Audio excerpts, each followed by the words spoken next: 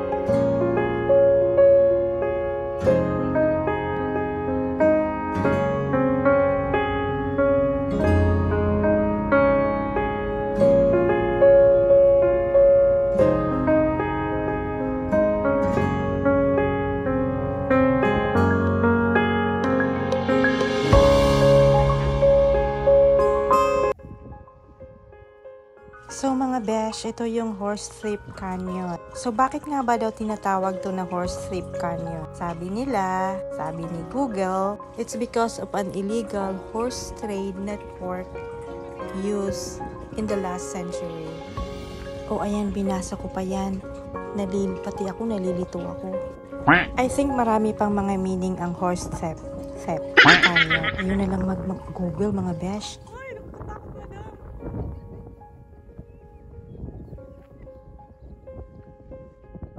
Grabe, the place is really so amazing, breathtaking. Pwede ka atang mag-hike dito pababa, pero parang nakakatakot siya. Parang ang lalim niya. Pero based sa mga nababasa kong reviews, pwede kang mag-hike dito. Pero of course kami, andito lang kami, nagpa-picture taking lang kami. Grabe, ang ganda talaga. Sarap ng hangin, and mapapawaw ka talaga mga besh.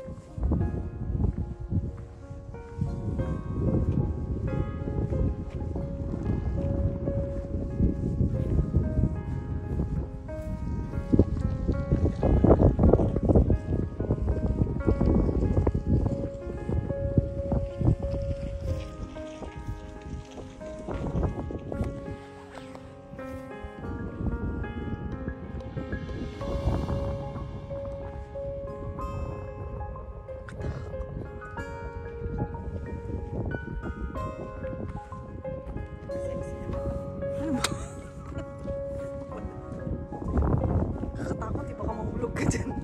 Parang tatangayin ako ng hangin. Makabalik ako yung sumakit ko dyan. Hindi na.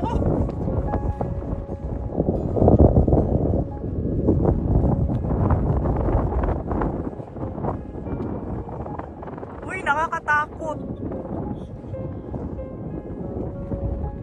Nakakatakot pa.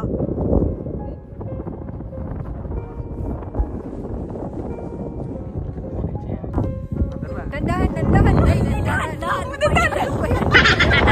Dandahan nga. Baka ano.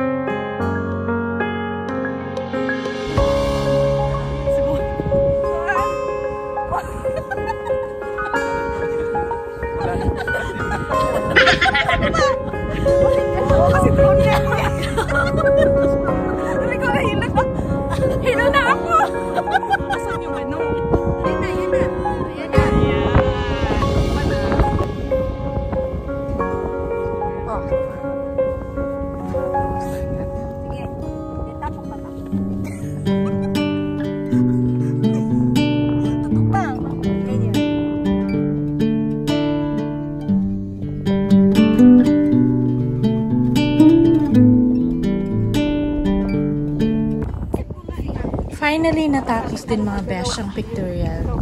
Pero itong dalawa, hindi talaga matapos-tapos sa kakamarites.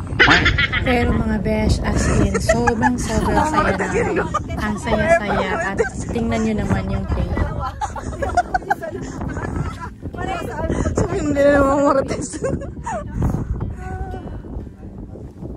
Ano tayo? Saan?